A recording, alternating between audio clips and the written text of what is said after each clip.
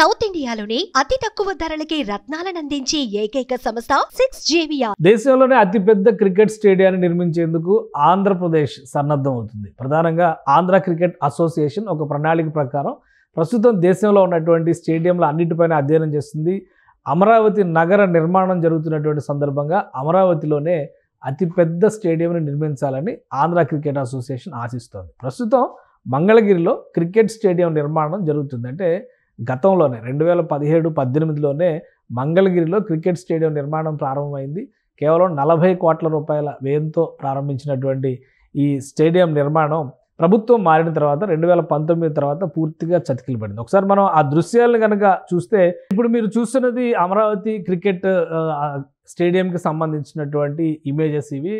2017-18లో అప్పటి ప్రభుత్వం, చంద్రబాబు నాయుడు ప్రభుత్వం నిర్మాణ పనులు మొదలుపెట్టింది. ఇప్పుడు తాజా పరిస్థితి చూస్తే కనుక ఇది, ఎందుకంటే 2019 తర్వాత ఈ ప్రాజెక్టు నిర్మాణ పనుల్ని పక్కన పడేసింది జగన్మోహన్ రెడ్డి ప్రభుత్వం. ప్రస్తుతం అది ఎడారిలో ఒయాసిస్ లాగా అనుకుంటారా, లేదంటే చుట్టూ శ్మశానం ఉంటే మధ్యలో ఒక ద్వీపం కనిపిస్తుంది అనుకుంటారా, ఆ తరహాలో పూర్తిగా వదిలేశారు. కనీసం రాకపోకలకు కూడా అక్కడ సౌకర్యం లేదు. కానీ ఆంధ్ర క్రికెట్ అసోసియేషన్కి సంబంధించి మాత్రం కొంతవరకు ప్లేయర్స్కి శిక్షణ కార్యక్రమాలని ఈ స్టేడియంలో కొనసాగిస్తున్నారు. ఇది ప్రజెంట్ మంగళగిరిలో ఉన్నటువంటి స్టేడియం. మరొక స్టేడియం విజయవాడలో కూడా ఉంది. విజయవాడలో ఉన్న స్టేడియంని ఎక్కువగా ప్రభుత్వ కార్యకలాపాల కోసం ఉపయోగిస్తున్నారు.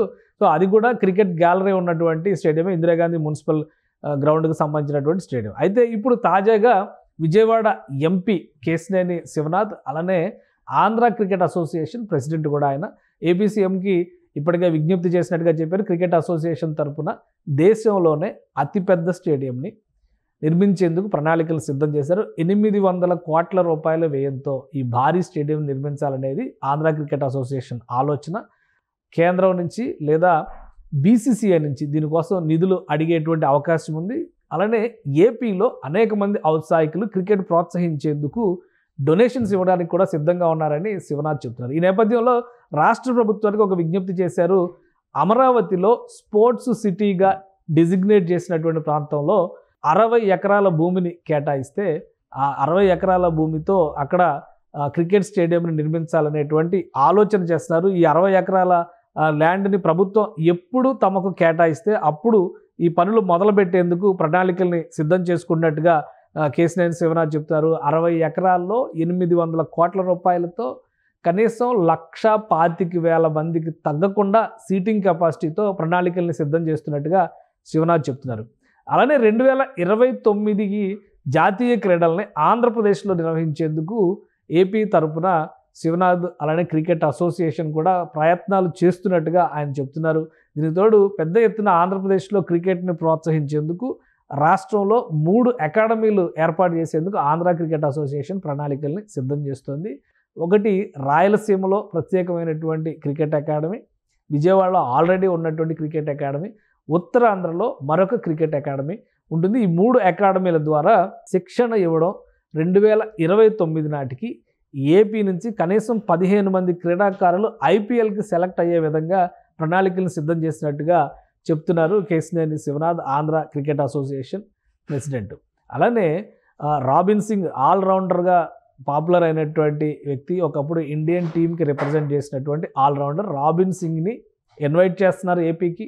అలానే మిథాలీ రాజ్ ఉమెన్ క్రికెట్కి చాలా కాలం, సుదీర్ఘకాలం పాటు కెప్టెన్గా వ్యవహరించినటువంటి క్రీడాకారిణి, ఆమెను ఇన్వైట్ చేస్తున్నారు. వీళ్ళిద్దరి ఆధ్వర్యంలో ఉమెన్ క్రికెట్ అలానే మెన్స్ క్రికెట్ రెండింటిని కూడా పెద్ద ఎత్తున ప్రోత్సహించడానికి ఏపీలో ప్రణాళికలు సిద్ధం చేస్తున్నట్టుగా శివనాథ్ చెప్తున్నారు.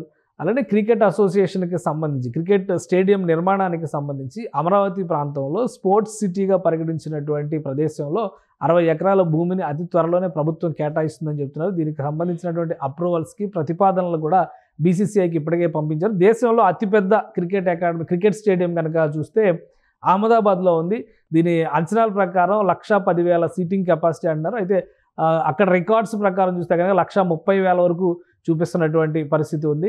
సో వీటన్నిటిని అధ్యయనం చేసిన తర్వాత దేశంలోనే అతిపెద్ద స్టేడియం, అది కూడా అమరావతిలో నూతన రాజధానిలో వచ్చే విధంగా ప్రణాళికలు సిద్ధం చేయాలి.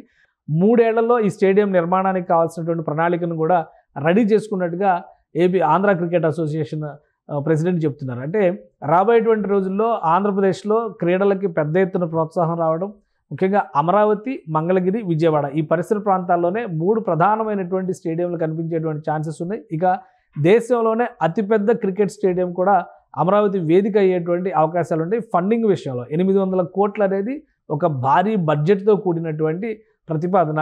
సో దీనికోసం అటు బీసీసీఐ ఎంత సపోర్ట్ చేస్తుంది, ఆంధ్ర క్రికెట్ అసోసియేషన్ కానీ కేంద్ర రాష్ట్ర ప్రభుత్వాల నుంచి క్రీడా శాఖల నుంచి ఎంతవరకు నిధుల్ని సేకరించగలుగుతారు, ఇక డొనేషన్స్ పైన ఫోకస్ పెట్టడం, ఈ 4 అంశాలని దృష్టిలో పెట్టుకునే ఈ భారీ స్టేడియం ప్రణాళికని సిద్ధం చేసినట్టుగా శివనాథ్ చెప్తున్నారు. అతి త్వరలోనే దీనికి సంబంధించి ఒక శుభవార్త వింటారు. రాష్ట్ర ప్రభుత్వం ల్యాండ్ అలాట్మెంట్ చేసిన వెంటనే పనులు ప్రారంభించడానికి కూడా క్రికెట్ అసోసియేషన్ సిద్ధంగా ఉన్నట్టు శివనాథ్ చెబుతున్నారు. సుమన్ టీవీలో మీ పర్సనల్ అండ్ బిజినెస్ ప్రమోషన్స్ కోసం కింది నెంబర్కి కాంటాక్ట్ చేయండి.